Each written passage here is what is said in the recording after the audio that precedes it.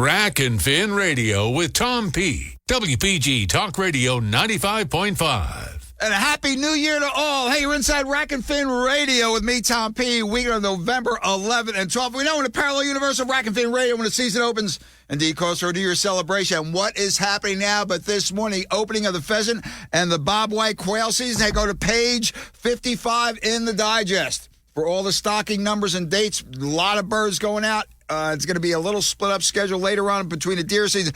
Here's our top 10. Our top 10 for this week. I'm just going to give you the Tuesday. Try to get Tuesday and Thursday. Try to get out because the Saturdays are great. Thanksgiving Day. Well, if we do get out Thanksgiving Day, we make sure it's about 4 in the afternoon, 3:30 or 4. Here we go. Our choice, our top 10. Howardsville is going to get 50s. Or numbers are also good for Thursday. 50 and 50. Manahawkin 50 and 50. Medford 80 and 80. The Forge, Stafford Forge 160, 160. Glassboro is going to get 100 and 100. Mad Horse is going to get 90 and 90. Millville, woo, big numbers of birds. 340, 340. Nantuxet 110, 110. Port Republic 50, 50. And Tuckahoe 110 and 110. And for Greenwood and Peasley, those are ringnecks. Greenwood and Peasley, Bob White's numbers are going to be 280, 280. And then on the 16th, I'm giving you Thursday, comes out to 260, 260. Plenty of birds. But it is indeed showtime, or I should say prepping up to showtime. The 6th annual Wildwood Fishing and Boating Expo is set for January 6th and 7th. Check it out. Vendors, I tell you this, you snooze, you lose. Sold out. Join us on the line right now to pump it up a little bit, but he's going to be a guest in a few weeks.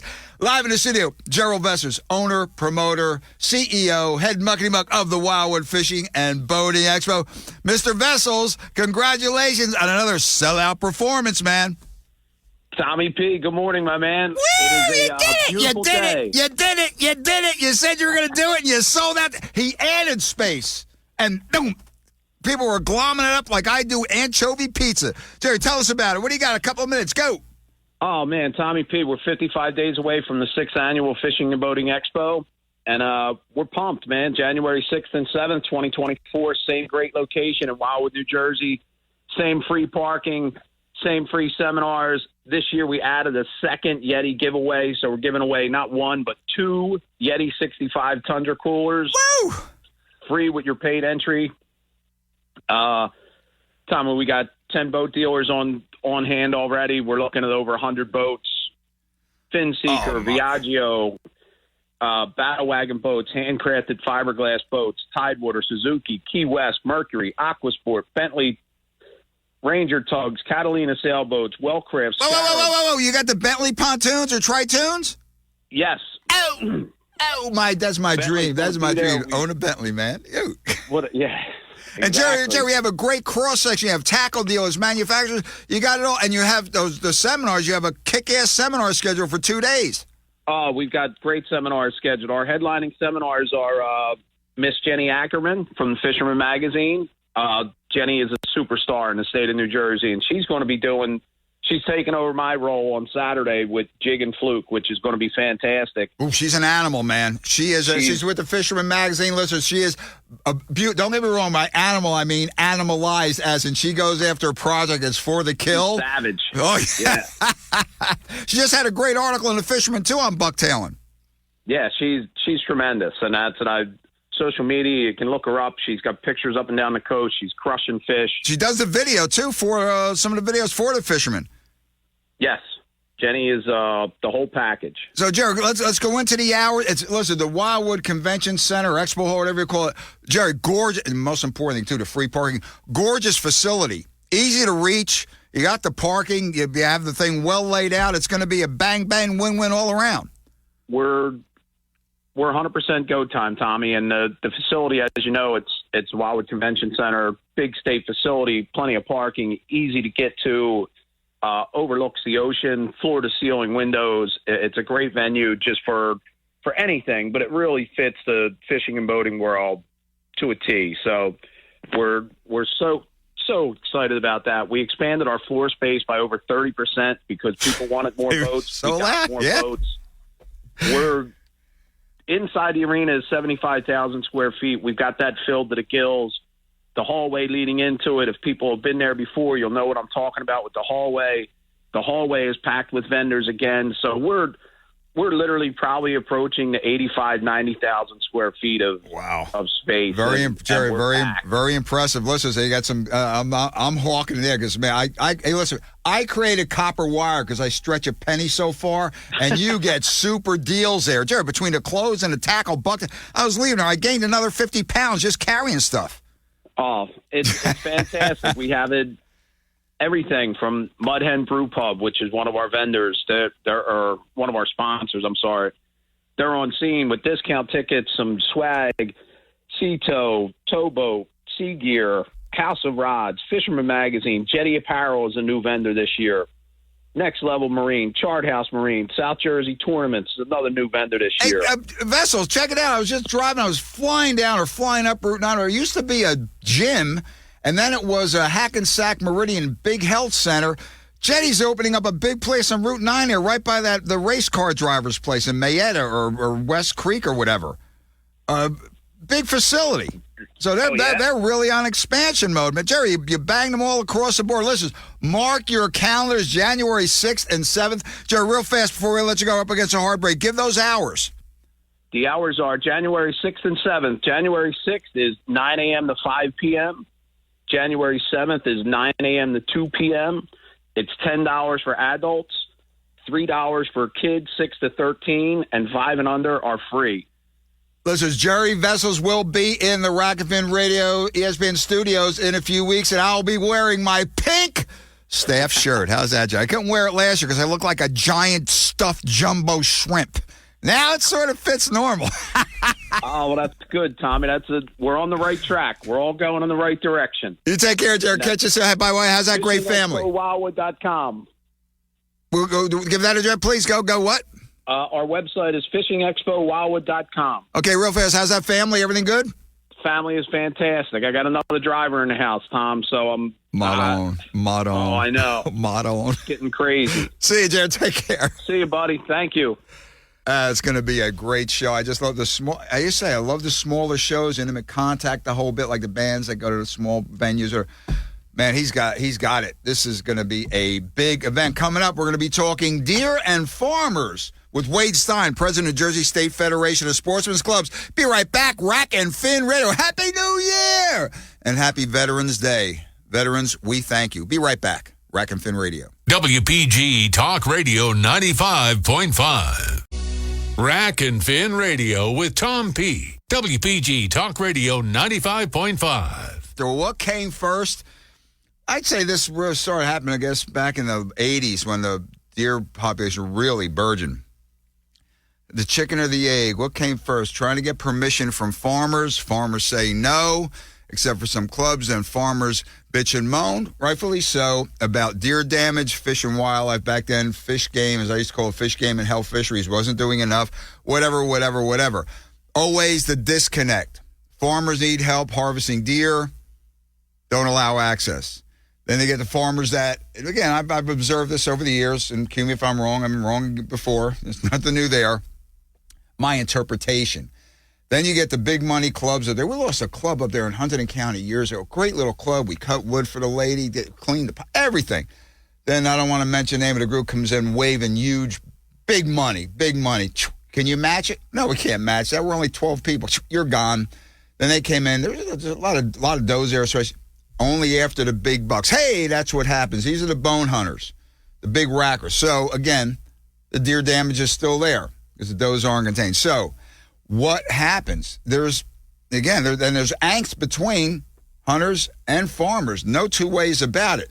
Well, taking the buck by the antlers and the doe by the dainty little tails is the New Jersey State Federation of Sportsmen's Clubs working on a pilot program. Very interesting, addressing the situation, balls to the wall, head on, face to face. Joining us on the line right now, very special guest. Getting him, especially this time of year, is tough because he is omnipresent in the fields and on the water, is Wade Stein. He is president of the Jersey State Federation of Sportsmen's Clubs. Going to talk deer reduction response team and farmer deer management partnership. The genesis of this. Is it working on the trial basis, and does it have legs, pun intended? and where could it go? Sorry, Wade, I get very verbose when it comes to this topic. You know that. How you doing, little brother? All right, brother. Good. How you been? Wade, you put a lot of work into this, the Federation and all parties involved, deer biologists, Fish and Wildlife law enforcement. Give us not quite a nutshell. You know, I want to have you on for 2 segments. By the way, I have him, his people have him chained to the chair. He can't get out. But let the genesis of this program, you were addressing it head on. What finally brought this to a head? Well, we were getting word from our farmer friends that deer overpopulation was just killing them. Their deer crop damage. Deer damage, crop damage was described by the Farm Bureau as an epidemic and voted the number 1 issue among farmers in 2018 and then again in 2021. So I started talking to a few farmer friends that are on the Federation, and one of my good friends that I know here in Burlington County, and we're like, yeah, we can do something about this. We can try to do something about this. And, I was warned that it was tried years ago. The state tried to do it, but they tried to do it back then. They tried to do the entire state all at one time. Wait, let me interrupt you a second, because I remember that. And I remember reading up on it, and it sort of just got swept under the rug, swept under the carpet of leaves or whatever, and away it went. Okay, continue. So this has been tried. Intentions were good, but the path to hell is paved with good intentions. Go ahead, Wade. That's exactly right, brother. And so what we decided to do this time around is we're going to try it in small baby steps. We go out to County Board of Ags and talk to a few of them. We were up in Hunterdon County and Somerset County. Talked to those Board of Ag department meetings. And out of those meetings, we were able to get a farmer to try us out, join us up. And to this day, they enjoy it, and they love it, and they signed up again. We just started the program last year in 2022, and they that farmer signed up again for this year. And then last year around this time, I was at the Farm Bureau annual meeting, gave a presentation, and then after that meeting, I had another farmer approach me about it. And that farmer is he likes what we're doing, and he invited us back again this year. Boy, that's fantastic. And people, but there's the depredation permits again. That's the counter that. And to me, those deer, I don't know if they change it. I'm sort of ignorant on this one, ashamedly so. I've been to some hunts in the Southlands, doing the big drives up field edges, the whole bit. I came upon a scene. It looked like that from that movie, The Killing Fields. Oh, yeah. About Cambodia. Paul Pot, remember? Yeah. I said, what's this? And I said, well, probably 100, 150 deer here. I said, what? And they're supposed to be, but whatever. I'm not going to mention where, what. But I looked, I said, and I looked at my lovely D. Marie, and we said, whoa. But the guys were getting killed by the deer on the crop. I mean, literally getting eaten out of house and home. Yeah. So, again, the disconnect. Farmers just don't want, we've knocked on doors. I mean, hey, wait, I even said, look, I have insurance, State Federation of Sportsmen, doesn't make it. No. Yeah. What the liability? Well, what did you see in getting this program started?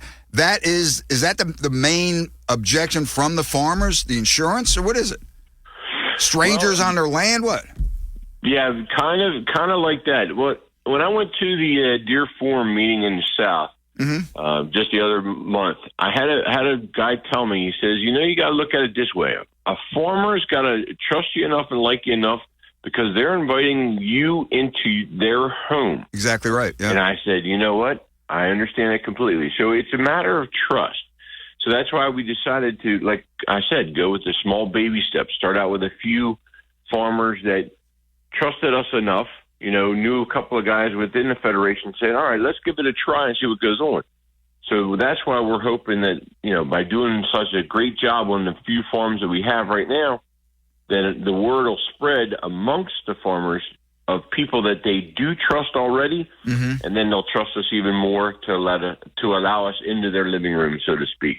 So, joining us on the Rack and Fin radio line this morning is Wade Stein, President of New Jersey State Federation of Sportsmen's Clubs. Topic is again, the farmer problems with deer. Again, the flip side, not allowing hunters access. But wait, where do the clubs come into this? Because they do waive monster money. I mean, I've seen some monster money, especially in areas like Huntington County, also down in Salem, whatever, and the really big buck areas of the state. And again, does a farmer say, "Please take some does," or what's happening here? Because these guys they're big antler hunters. Oh yeah, well, and see, that was where there was a report put out by Rutgers describing the livelihood of farmers and trying to address or identify, hidden costs of deer crop damage.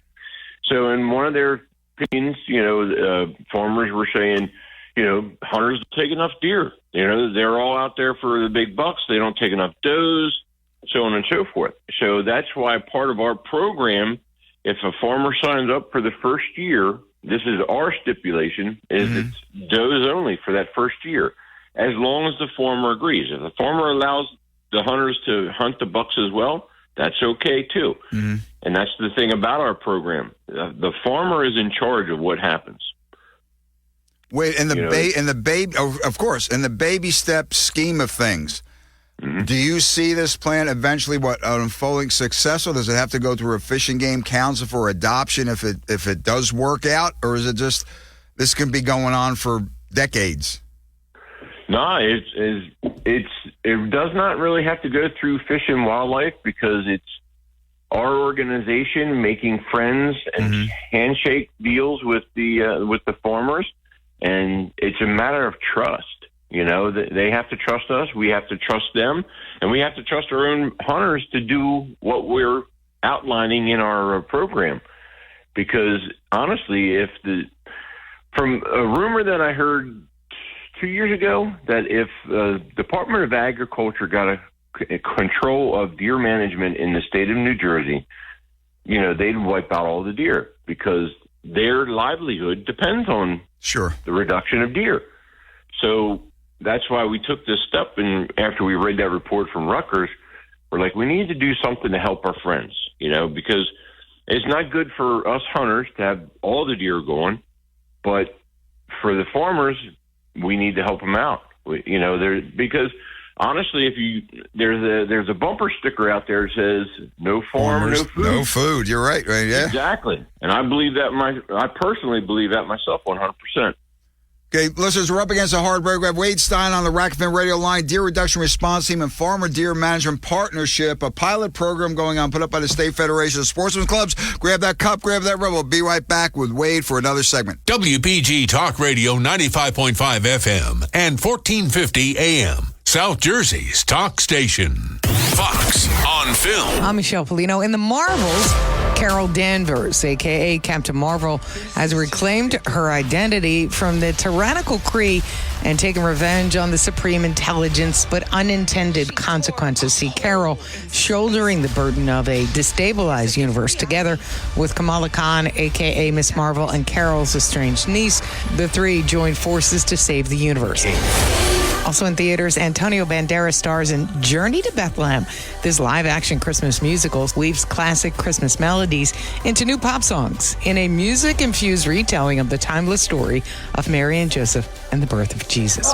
In The Holdovers, Paul, a universally disliked professor at a prep school, stays on campus to supervise students who couldn't go home, together with a troublemaking 17-year-old and the school's head cook, Mary. The three form a bond as they spend Christmas together. That's Fox on Film on Fox News. Rack and Fin Radio with Tom P. WPG Talk Radio 95.5. Here we go. Look out below. Back inside Rack and Fin Radio with me, Tom P. Glorious. Hey, like I said in the opening segment, Happy New Year. Parallel Universe of Rack and Fin Radio when the season opens.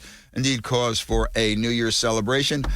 Ringneck, pheasant, bobwhite, quailies. They are legal today. Aggressive stocking program going on. I gave you some numbers. It's going to continue on till December 30th. Some intermittent breaks between the various deer seasons, but plenty of birds going out. Joining us on the line is Wade Stein, New Jersey State Federation of Sportsmen's Club, talking deer management, farmer, hunter access, deer predation permits, ways there, what's going on.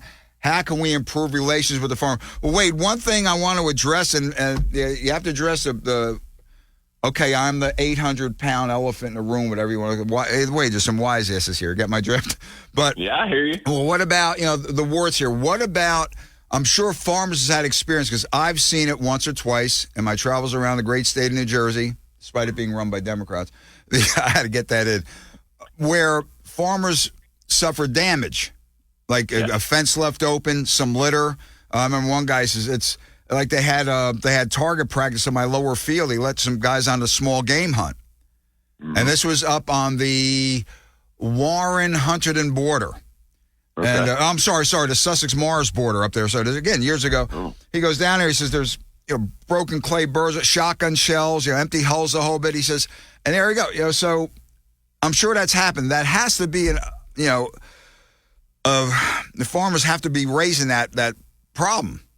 Absolutely, and that's what I said. It's a matter of trust and respect. I know when I grew up hunting from my grandfather taught me. Is that like if you're hunting a farm and you go to a farm and the gate's closed, when you go through it, you close it. If it's open, you leave it open. It's that kind of respect that you have to work out with. And our pilot program, we have a liaison to work between us and that particular farmer. So whatever that farmer dictates, as far as being allowed on this field or that field, that's how we operate. And then that liaison meets with the farmer, looks at the property, looks at the best place to set up the elevated blinds, because that's the other thing. We hunt from ladder stands. Okay. So it's all safe shots. And the other thing is safety on our side. We want to make sure that the farmer's livestock, if he has any, is just safe. Sure. We don't want to have our guys accidentally shooting a cow or something like that. So those are the kind of things that we do with this hunter liaison to work out the deals with the farmer. And then the farmer, he decides he will meet the hunters that come on the property, and he'll say yes or no.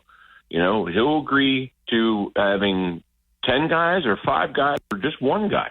It's all up to the farmer. And if the farmer says, hey, if you guys don't come around this week, my family and I are going to go out and hunt. Hey, that's perfectly great. Sure. We'll step aside. And that's what I said. We have to treat the farmer with respect because it is his property and he's allowing us to come into his home basically and participate in something that we love to do. So wait, the farmer, let me interrupt just a second. The farmer can say this is a bucks only or this is a does only dealio, correct? Absolutely. And we have to, and that's the other thing too. Our hunters that are involved with this, they have to understand too that this is a deer management type program. This is not a trophy buck thing. I'm sure you're going to see him. I've got one on camera of mine on a farm right now. He's a nice 6-pointer, but I'm not busting my hump to get out there just to get him. I got to get out there and get some meat first and please the farmer.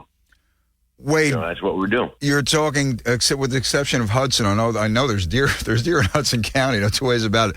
You're talking 20 counties out of 21 where there is deer hunting. Do you see this being from Sussex to the beautiful peninsula county of Cape May eventually? Oh, I would love to say yes, but a lot of logistics involved here. A lot of logistics. It's like a lattice work here between this one, that one, this one, that one. So, listen, it sounds like it's a roll over before you crawl before you walk before you run type thing. Yes, definitely. And that's why we're taking the small steps right away. It's 2 years now into the program, and, both the farmers that we got from last year are going to exceptionally happy with what we got going on. And then this year, I'm having a booth set up at the annual Farm Bureau's annual meeting, November 13th and 14th, up at the Westin in Forestville Village in Princeton. Oh, I know exactly where that is. Yep. You talk about deer country. Oh, my God. Yeah. Oh, yeah. And I'll be sitting up there for 2 days in my informational booth to talk to any farmers, and hopefully we'll get some more to sign up. But, yeah, it's a lot of personalities between, Sussex County all the way down to Cape May that, you have to deal with. Mm-hmm. But it's all up to the farmer and their own property, they call the shots. We're just there to help them out. Now, wait, are the participants, farmer agrees, must they be members of the Federation? Oh, yeah, that is one of the things that we do put in there, because through being a member of the Federation, you have that liability insurance. Absolutely. And then you're also got to go through the vetting process of Fish and Wildlife. They got to do your background checks and all that kind of stuff. So to the farmer, our numbers are safety. We go through that process for them. And then plus all the costs involved as far as the permits and the butchering, that's shared by the hunter. That's there's not a dime to the farmer at all, Then we also have a working relationship with Hunters Helping the Hungry. Shout out to Bud Thomas. He's coming on in a couple of weeks. Sorry, I get too excited. Yeah, that's all right, brother. But yeah, so we can work with Hunters Helping the Hungry and get trailers out there if we need them. During the warmer months, because that was another expression from the farmers. That all the deer, they got to be able to do something during depredation period, which is 90-degree heat. You got to be able to do something with it. And, having those trailers available from the Triple H, perfect. We can line them up at any time as long as the farmer agrees to having it sit there on their property. Yeah, I had Bud on earlier in late summer, early autumn, about a show about that, and that's a great thing. Again, so one here, one there, but it can grow. But wait, it comes down to no green, no machine. I mean, that's donations right, accepted. How to, again. And two, can the farmer, I don't know what it's like to be a farmer, but I farmed, in fact, Papaw down here in Texas. Boy, that was, North Texas, that was a farm. I learned one thing. Don't go into the wild turkey, or actually it's domestic turkey pen. Those bastards are mean. So, and he had this one black bull named Tippy. His antlers were at 90 or 180 degrees, straight out. He was born for hooking. I think in his other life he was a Cape Buffalo or something. And, man, he saw my little fat ass running around there throwing out hay bales, and he would make the move for me, man. But I digress, people. But can the farmer, as part of this program, can he say, well, I want $1,000 a season or $2,000, or is that off the table? Well, he can do that. He can certainly continue with the leasing of his property to clubs, but then he won't be involved in our program because for the safety portion of our program is that if we're helping you out with depredation, for example, then we're asking that you agree to allow our hunters that volunteered their time to help you out with depredation be the sole exclusive, have the exclusive hunting rights for the rest of the season. Because we don't want to be out there and then all of a sudden have a whole bunch of other guys coming out at the same time. There you go. Because, because the farmer has a lease with a club. That's not safe. It's not safe for us. So if the farmer wants to continue with the leasing of their property to big clubs, well, then they're going to have to suffer the consequences of those hunters maybe not taking enough deer for them. Wait, how do Federation members, I'm in Southern Ocean County. I was in Cape May County. I'm here. They're Federation member in Morris County, Federation in Somerset, in Salem, in Cumberland, in Gloucester. In Atlantic, how do they get involved with this? Well, right now, we only have, like I said, 2 farmers, and so it's a small thing, but they can always email me at president at njsfsc.org, and certainly, explain who they are. If they got my phone number, tell them to give me a call anytime. And we can talk. We can certainly put up a list of people that want to get on these properties. I know there's guys out there that want to do it. Oh, sure. One of the things from the deer forum meetings I was here is, there's no deer out there on that state property. So this could be a bridge for guys to get on some, unused farmer property. But, they'd have to treat it with respect, and that's the biggest thing. Yeah, and wait, as I've told you in other conversations, me with the antlers, that ship has sailed. I can't, they'll say, oh, you stirred a soup with it. Who cares? What do I do with right now? But so a chance to hunt, get basically virgin property. But wait, now, you're talking background checks. Now, is that through local law enforcement, Fish and Wildlife law enforcement, local police enforcement, state police? Because that isn't, not that if you have anything to hide, but a background check could be, you got a ticket for, not putting your blinker on or something like that. What kind of parameters do they work within that? Well, it's the vetting process that the conservation police officers go through. That's all it really is. So it's whatever their process is, whatever they're looking into as far as your background. That's about what Okay. They give this the yes or no as far as whether the hunter is a safe and experienced hunter. We're going to know that they're experienced, but are they safe? And that's where the Fish and Wildlife conservation officers come to play, and they give us the okay.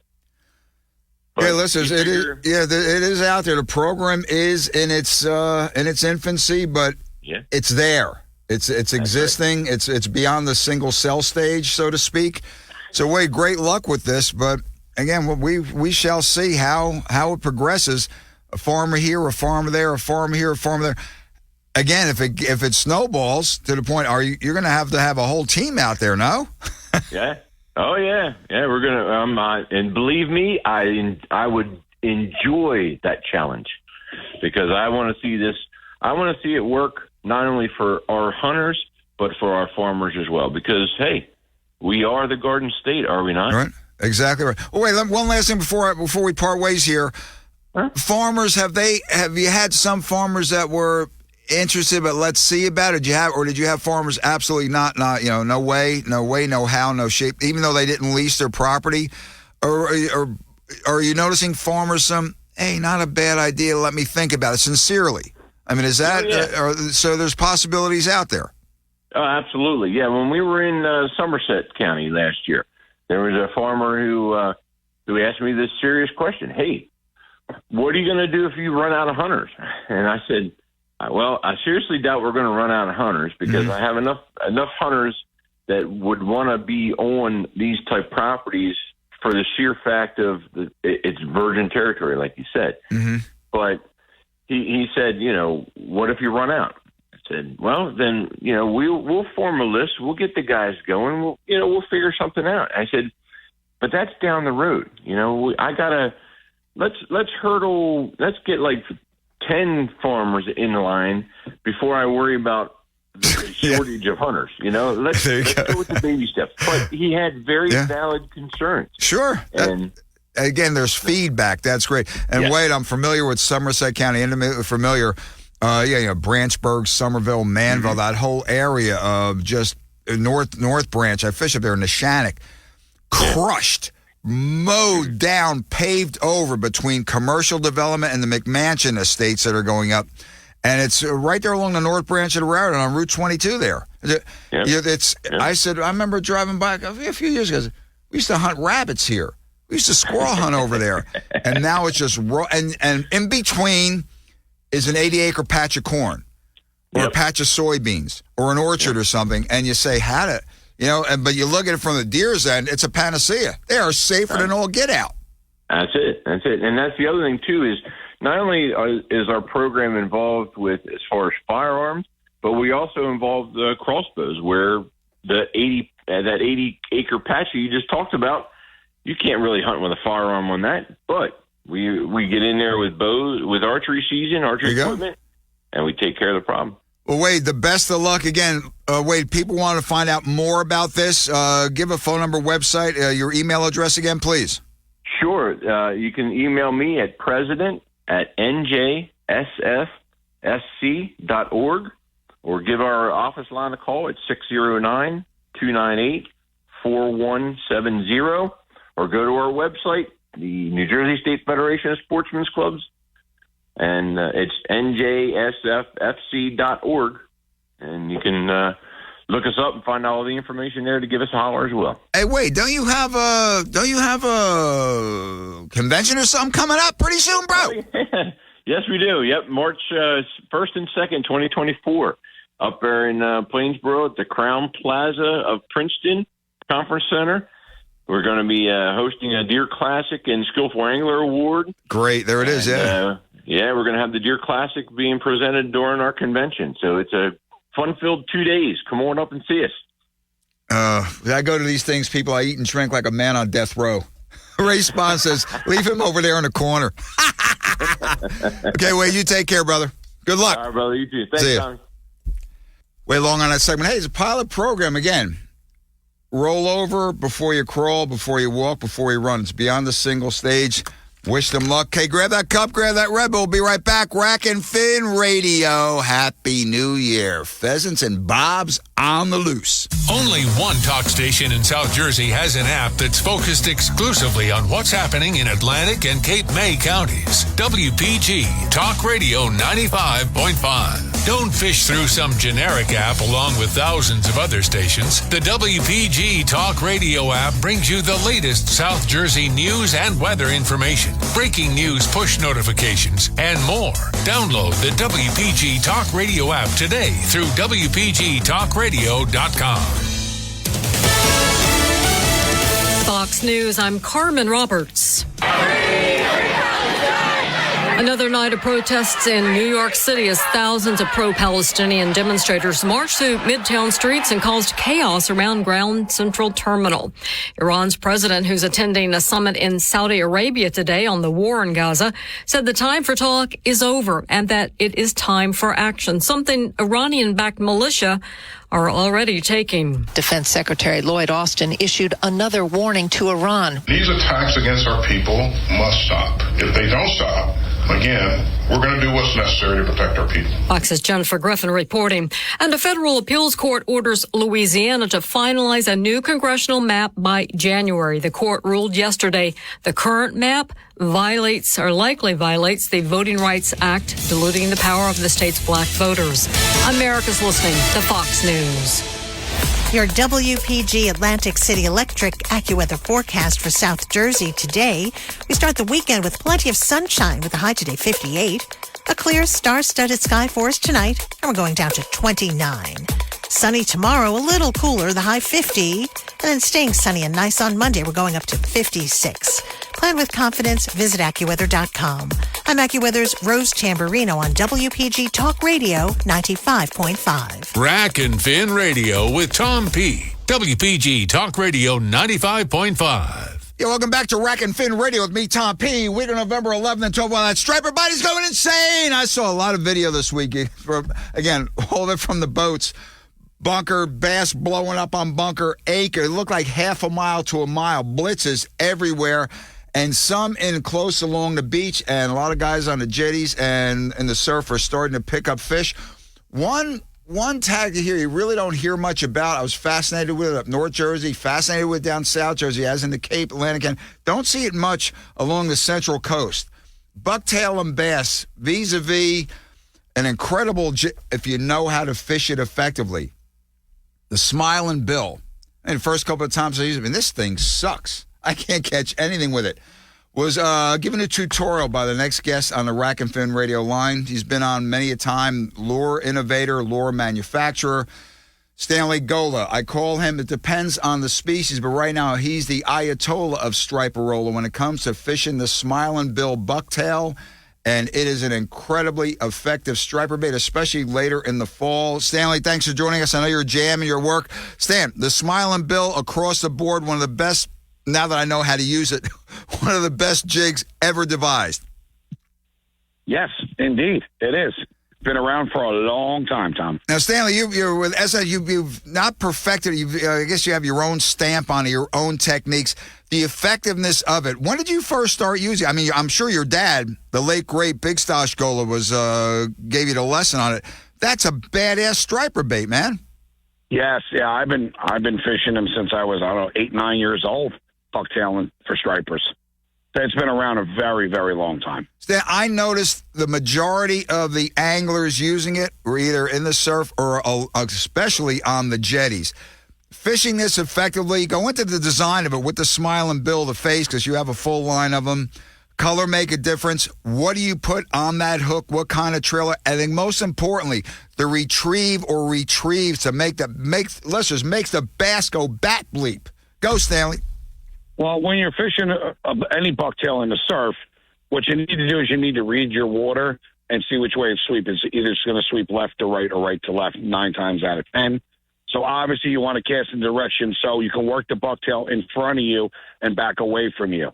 So cast it out whichever way the current's running. You let it fall to the bottom. You just nice slow crank, slow. And every once in a while you're going to pop up that rod and don't stop reeling it. Constant reeling. Once you stop, you're done. You got to keep moving that bait along. Nice and slow. Let it hits the sand, that smiling bill. That's why it has that mouth. It kind of puffs it up as it digs into the bottom, and they think it's a sand eel. So what I do is I always fish it. I like personally to fish it with a 5 or 6 inch curly tail, like an old Mr. Twister tail. Mm-hmm. That's how I like to fish it. But you can fish it with an old Uncle Josh or a fish like the fish tails they have, like an otter tail or one of those kind of things as well. Stanley, the operative word, though, is slow, because I remember you telling me you're still going too fast. Listeners, it's a slow retrieval. As Gola says, give it a pop now and then. But Stanley, again, imitating a sand eel or whatever other creature is down there along the bottom, this is incredibly effective. Yeah, it takes some patience to fish it. It's not like a pencil pop or, you're casting, you're pop. It takes time to learn how to fish a bucktail properly. It really does. Well, Stan, the smiling bill, though, again, this area, you don't see it predicated on where you are up north and then further south from where I am sitting here in Northfield, Atlantic City, whatever you want to call it. You don't see many or that great a selection on the dealer pegboards. Is it because of it's such an old, like you mentioned, Andrus bucktail? That's such an old-time lure that the new young guns or even the middle-aged guys that are just getting into it don't know anything about it? Buy one, fish it the wrong way like I did, and say this thing sucks the way it goes. A lot of guys are content with just throwing an SP minnow or a pencil popper, and that's fine. That catches fish. You got to remember something also. From Barnegat north, all the way up through North Jersey and Long Island, Connecticut, Massachusetts, Rhode Island, it's a better striper bite in the surf. You have a lot more guys fishing up here than you do down there. Mm-hmm. So that's a big part of it. Stanley, size and color. It seems red and white with the smiling bill, red and yellow. And then you mentioned sand eels. Sand eels only like that. What color patterns seem to work best? Again, later on as we get towards Thanksgiving when the surf bite's really going, crazy. What colors seem to work for you? White's always great. White's always great. I mean, it's always going to be your go-to. You got chartreuse, so the water's a little stained. You also have the yellows that are good. We also have a sand eel. We have the blurple for the nighttime guys. We have a wine. So, whatever's working for you. I mean, that's usually how it works with bucktail guys. Once they catch on one, they never take it off the color. So, yes. He knows me too well. But, Stanley, nighttime bite with a smiling bill, huh? I never saw guys bucktail. Sometimes the best time. Really? That can be sometimes the best times to fish the bucktail is at night. Especially when that water's just a little churned. Mm-hmm. It just has that it's a little turning up like a light northeast. A northeast wind, as long as it isn't too hard, is the best time to fish a bucktail. Joining us on the line is Stanley Gola, S&S Jigs, the Ayatollah right now of striper roll, the smiling bill bucktail. Stanley, best times to fish a smiling bill size-wise. Are you down to 1 ounce, 2 ounce? You up to 4 or 5? What's the dealio? I very rarely will use a 4 or a 5 ounce. 9 times out of 10, it's between 3/4 and 1.5 ounces. Now, if you're getting really churned up, you might want to go to a 2. A lot of guys up towards the hook area, they'll fish anywhere from a 2 to a 3. Sometimes those guys will throw a 4 because how much current's up there. Stanley, I've seen that along the Monmouth Beach wall there. Yeah, the big smile. They look like hand grenades with bucktail hair on them. Yeah, they throw them pretty heavy up there. But Stan, they do catch best. Okay, Stan, the smiling bill in your repertoire when you're out there on the surf, in your repertoire, the smiling bill and what? A couple of medals, a couple of plugs. What's your deal? A darter. A couple gliders. You got to have a pencil popper. You got to have some circle hooks to snag and drop with an egg weight, obviously. And then some of those sheds, the 5 and 6 inch sheds. Sam, back to the smiling bill before I let you go. You mentioned trailers. Color and scent make a difference, or is it the action? Again, the slow retrieve. Again, one thing about those twister tails, you breathe on them and they move. Paddle tails, Kettle Creeks, they move. Yes, they do. Scent really doesn't matter. The color will matter, obviously. I mean, I usually put white almost on everything I'm fishing. And there you go. That's what I use, yeah. So, Stanley, give that website, please. Facebook page, go. It's SNS with this smiling bill, man. It's weird. It's weird. It looks like something out of like the creature feature thing.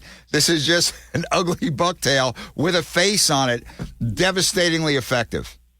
Yeah, it's a good look. Yeah, just we're on Instagram and Facebook, SNS Jigs. Stan, you take care, man. Be good. All right. We'll see you. We'll see you on the tugboats, man. I will see you soon. Take care, brother. Thanks, Tom. All right. Yeah, I remember the first time I used it, I said, this is, and I was fishing it incorrectly. And it was incorrectly, and this sucks, man. Put it back in the surf bag, put it back in the tackle box. I had 3 or 4 of them. Boy, I forget which shop I went to. Give me one. I was like Rodney Dangerfield in that movie where he goes back to college and he's in the bookstore. Or no, the one with the golf course. Yeah, give me one of those. Give me 2 of those. I'll take 2 of these. Said, man, I just wasted my money. Then when you learn how to use it properly, not only does it catch fish. Be right back. Rack and Fin Radio. WPG Talk Radio 95.5 FM and 1450 AM. South Jersey's talk station. Rack and Fin Radio with Tom P. WPG Talk Radio 95.5. Great time last Saturday for a few hours at the convention in the Pines out there at the Blueberry Farm. Somewhere there, it was between Chatsworth and Hamilton. What was that, Chatsworth Road? Great time out there in the Pines. Saw some great people. Shout out to Ronnie Jones. Come around the bend, and who do I see? Sitting there at a booth. Longtime friend, longtime associate with Rack and Fin Radio, Billy Super Cooper, as he is known. And he's a trustee, longtime trustee, New Jersey Waterfowlers.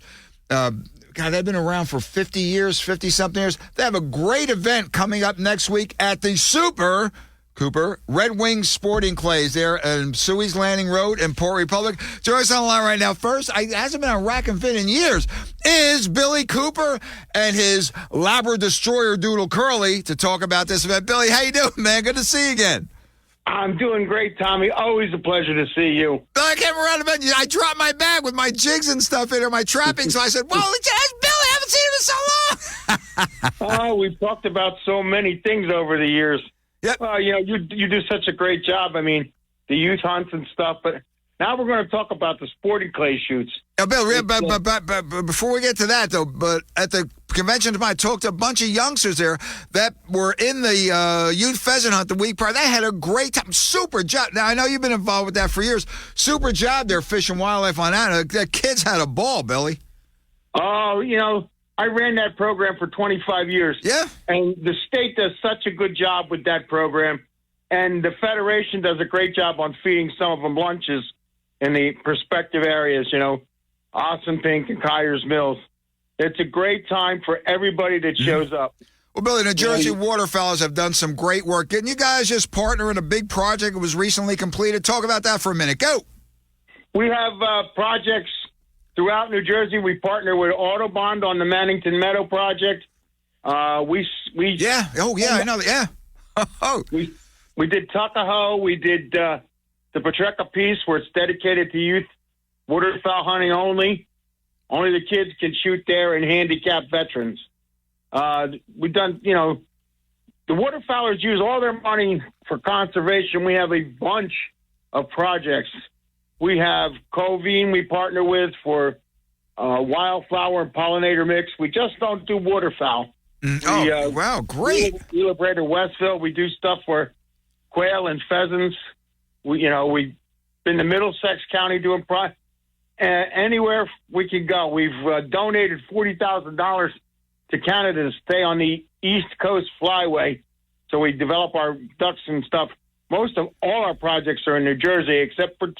Mm-hmm. The Canadian project for the Eastern Flyway, and we do a partnership with a Long Island company similar to the Waterfowlers to just keep the Eastern Flyway open and breeding. Yeah, Billy, up there, Academy, that's the fountain. That's where it starts. You know, the breeding grounds.